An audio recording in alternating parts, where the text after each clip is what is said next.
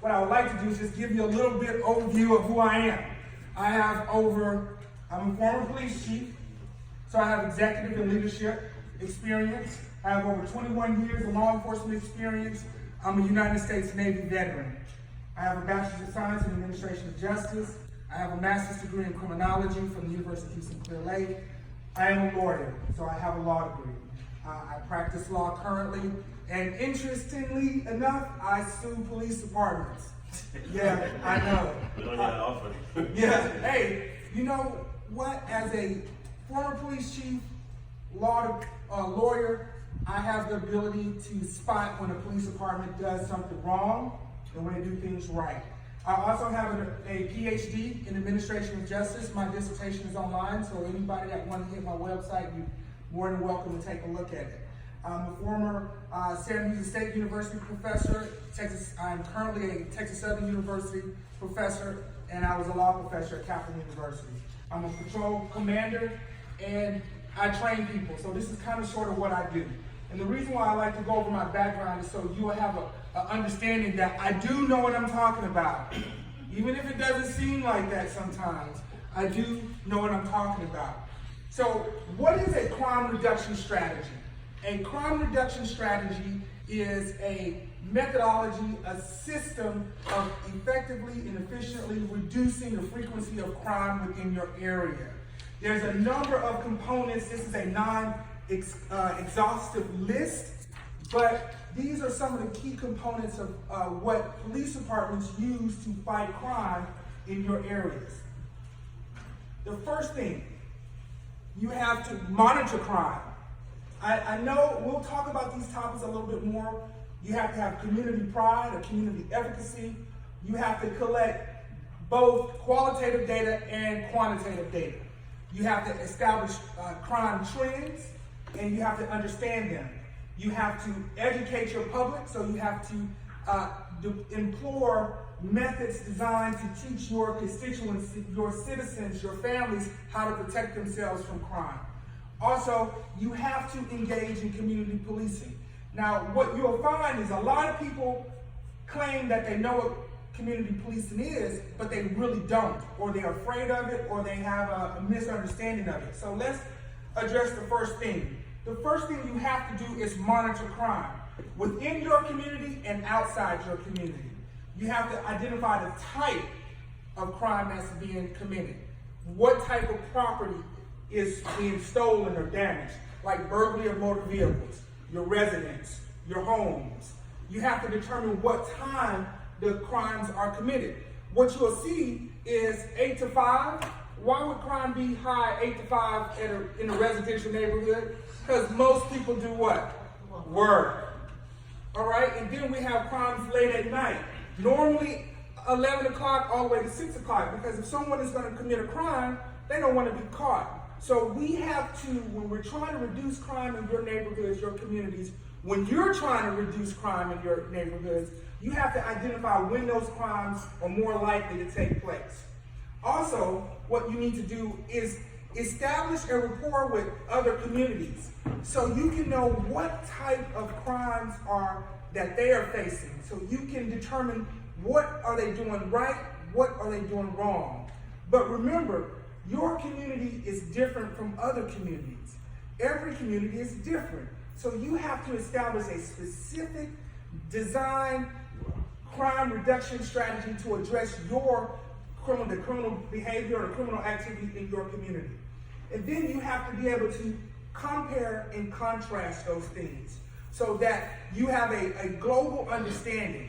Now, how do we get those crime records from a neighboring community? It's really simple. In Texas, we have an open records request. It's literally, you send an email to the custodian of record and they have to get you those records within 10 days. So it's a method in which you can arm yourself with the latest and the greatest crime information. Also, I love nosy neighbors. Do you like nosy neighbors? Hey, listen, nosy neighbors know when you're at work, when you're not at work.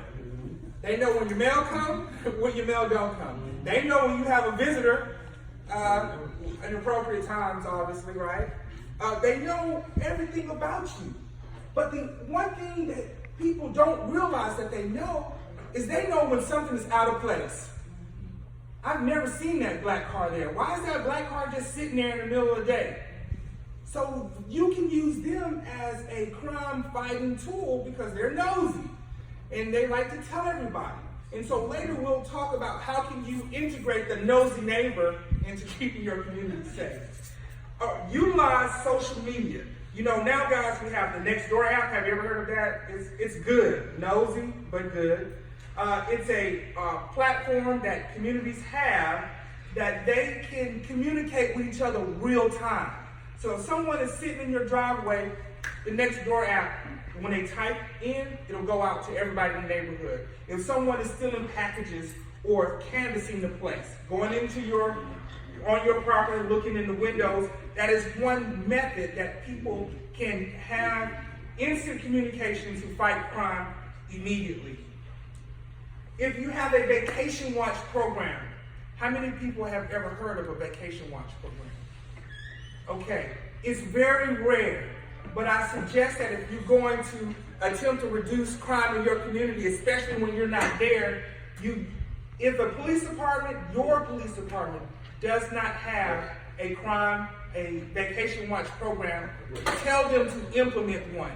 In Harris County, if you go on vacation and you leave your home for a number of days, we will send a deputy to your house 3 times a day to make sure that your home is safe. That's important because people know when you're not there, they know when you're there. So sending a police officer to check the backyard, the front yard, make sure your house is secure, that is an excellent crime reduction strategy that I would implore you to contact your local police departments, and if they do not have a program of such nature, have them promulgate one. Now, check this out. I know people have cameras and video cameras, right? Listen, what we need to do is put surveillance cameras in every exit of the neighborhood and every entrance. Now, here's what that does. In criminological theory, we learn about specific and general deterrence. When you tell someone they're being watched, they tend not to do what? Break the law. They tend to act right? That's why police departments went to body cameras, body-worn cameras, is because we realized that if someone is being watched, they tend to comport their behavior to social norms, what's acceptable. So when you tell people and you establish, hey, we're watching you from the time you get into our community and the time you get out, they tend to act right. All right? Now, listen, some communities may not have the financial resources to do that, but they have other tools that you can use. Remember, it's not the actual camera, it's not the actual surveillance footage that deters crime, it's the thought that they are being watched. Okay, so keep that in mind. Have you ever heard of the doorbell surveillance cameras excellent. Oh my God, those are really good. Excellent. You know why they are excellent? Because it gives us good real-time data. It's what we consider in the law enforcement profession best evidence, because we have the actual camera footage and we have an actual color photo. So it's easy to identify these people. We'll know the time, the date, the description, the location, which direction of travel that they went to. Now, we also need to collect qualitative data and quantitative data. And it's a play on words, but one data collection method focuses on just the numbers. How many burglaries did we have in the community? Well, what was the mode of operation that these burglars used to criminalize our citizens? A couple things that will allow us to do: anticipate and predict. We know that there are seasonal criminal elements. summertime, Christmas time, Thanksgiving. So if we have that quantitative data, we can predict that behavior so that we can aggressively address those issues at those times, or most importantly, we can reallocate our resources. So if we know during the summer our crime rate increases, then where do we need to put allocate the majority of our resources for crime fighting? The summertime. But if you don't know this information, then any of the efforts that you utilize may not be 100% effective. Moving right along.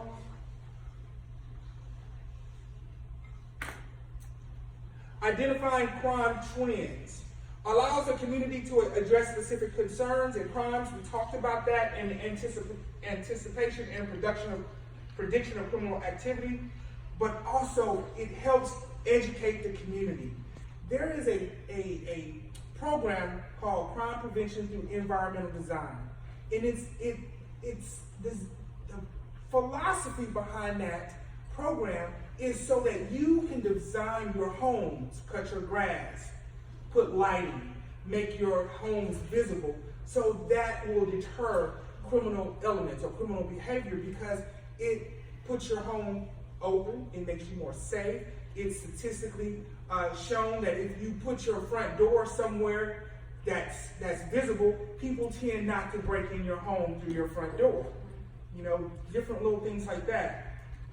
But I need to go over three topics specifically. Offenders account for 55% of the crime. That means it's opportunistic. It's because we as citizens screw up and we subject ourselves to victimization. 55% is allocated to offenders. But check this out. The victim accounts for 42% of the victimization. That means we leave our doors open. It means that we leave high valuable merchandise in our vehicles, that we just make mistakes that we just don't think about. So we have to become conscious. And if you want to keep your community safe, you have to educate your community so that they can better defend themselves and their families. But locations account for 60% of the crime. Location. That means when someone, an engineer or home designer, or even you, were designing your home, placing your furniture, you did not take into consideration that that door being to the left may provide a hiding space for a burglar. You didn't take into consideration that your lighting should come on every night, that the backyard should be lit as well as the front yard. You didn't take into consideration that if you're a young lady, you need to back into your garage, not drive into your garage, because when you're driving in, people come behind you, you're concentrating on what? Not hitting what's in front of you. Little things like that. Community-oriented policing. I know it may have, in some cases, a negative or detrimental reputation, especially in African communities, people of color communities, because in some cases it encourages hyper-surveillance of law enforcement in our communities. My suggestion to you is to use that in your best interest. Use that to help us keep you safe. One of the things I learned, and I'm wrapping up, one of the things that I learned while I was working on my doctoral studies is the social distance theory. This is really an amazing theory. And what it says, it postulates the notion that if you are familiar with someone, if you are familiar with a community, if you are in touch with the lives of your citizens and the lives of your people, you tend to treat them better because you have a rapport, you have a relationship. But when the only time we come into the community is when we're trying to employ enforcement tactics, we tend to not have a good relationship with the community. So what the social distance theory says is it's our responsibility as a community and law enforcement to bridge that gap, so that when you do come to us, when we do interact with you, we are your friends. We are deploying collaborative efforts a partnership as opposed to an enforcement agent of our social system. Now, how do you do that? If you have a community, please, if you have a community organization, establish or appoint a police liaison, a public servant or public safety liaison. It works every time. All you have to do is appoint one person and have that individual go to the police department and say, hey, for this community, I'm a liaison. If anything happens in this community, you need to know who I am and I know who you are. It's perfect because you develop a rapport. It's easier to go and ask for information when you have an established relationship. Does that make sense to everybody? And imagine when you can pick up the phone and call the captain. It's different from picking up the phone and calling dispatch. So when you have those liaisons, those representatives in place, it makes the relationship building better for everyone. Now, also, that liaison should ask for monthly crime stats for your area. You're entitled to it. Most agencies produce them every 30 days. It's a 30-day lag, okay, because they have to crunch the information. But my suggestion to you is let that liaison get familiar with the process and they will automatically kick it to them. It's easy. It doesn't cost you anything. It doesn't cost the police department anything to say print. So, in wrapping up, we want to prevent crime. We want to make sure that our efforts are visible. On the enforcement, do not allow solicitation in your neighborhoods. Because solicitation is a way people use to canvass your house to see if you're there or not there. So don't allow it. Okay? Don't allow it. That way, if someone comes and knocks on your door, we know that they're not trying to break in. And educate the public, educate your citizens so that they can be held accountable and you can hold the police department accountable as well. Now, that concludes my presentation. I am going to stick around a little bit, so if you have any questions, you most certainly can call me or talk to me. I have a website. It's hollandjones4sheriff.com. If you have any questions, my dissertation is there, my platform is there. Basically, my whole life is there. So, if you have any suggestions for me, because I do not know everything, but if you can tell, I've been a lifelong committed learner. So please reach out to me. I listen really well. So thank you for having me. Thank you.